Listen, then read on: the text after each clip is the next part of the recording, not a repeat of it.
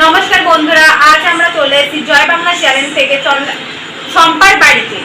তো আমরা শম্পার কাছ থেকে জেনে নিই যে শম্পা মাধ্যমিকে 2020-তে মাধ্যমিকে এত ভালো রেজাল্ট করেছে, ও কত কি পেয়েছে না পেয়েছে এবং কত ভালো রেজাল্ট করেছে সেটা আমরা ওর মুখ থেকে শুনে নিই।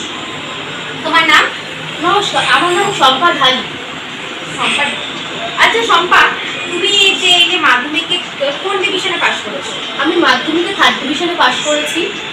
মাধ্যমিকে 3rd ডিভিশনে পাস করেছো। সো তুমি সারাক্ষণই নিশ্চয়ই পড়তে? না না, সারাক্ষণ পড়তাম না, দিনে 2 ঘন্টা পড়তাম। বাকি টাইম ফোন ঘাটতাম, কথাবার্তা বলতাম, টাইম পাস করতাম নানানভাবে, ঘুমাতাম। তো তুমি অঙ্কতে কত পেয়েছো? অঙ্কতে তো আমি ভাবতে পারিনি না এতটা বেশি পেয়ে যাবো অঙ্কতে।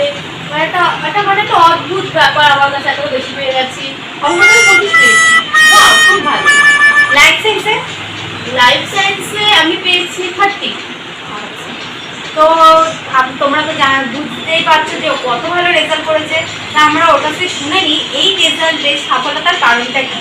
তোমার এই রেজাল্টের সফলতার কারণ? আমার রেজাল্ট সফলতার কারণ হচ্ছে না রায়মার্টিনে কোশ্চেন ব্রাঞ্চ ও ইংলিশ কোশ্চেন বুঝলাম। তো তোমরা তো জেনেই নিচ্ছ। আচ্ছা আমরা একটু শুনে নিই ওর মায়ের রিয়েকশনটা কেমন এবং মা কতটা আনন্দ পেয়েছে। আপনার নাম? আমার নাম রিয়া দাস।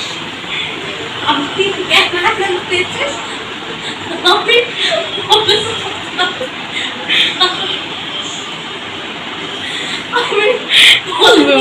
বুঝতেই পারছেন যে এতটা আনন্দ, উনি হাসিতে পুরো মানে ফেটে পড়ছে, দেখতেই পাচ্ছেন। তো আমরা এত ভালো রেজাল্ট করেছে, মানে এটা ধারণা আমরা কোনোদিনও ভাবতে পারিনি। আমার মেয়ে এত ভালো পড়াশোনা, ওর সারাদিন ফোন ঘাটতো, ঘাটতো, তারপরেও আমাদের 3rd ডিভিশনে এত সুন্দর রেজাল্ট করেছে, মানে আমি প্রাউড।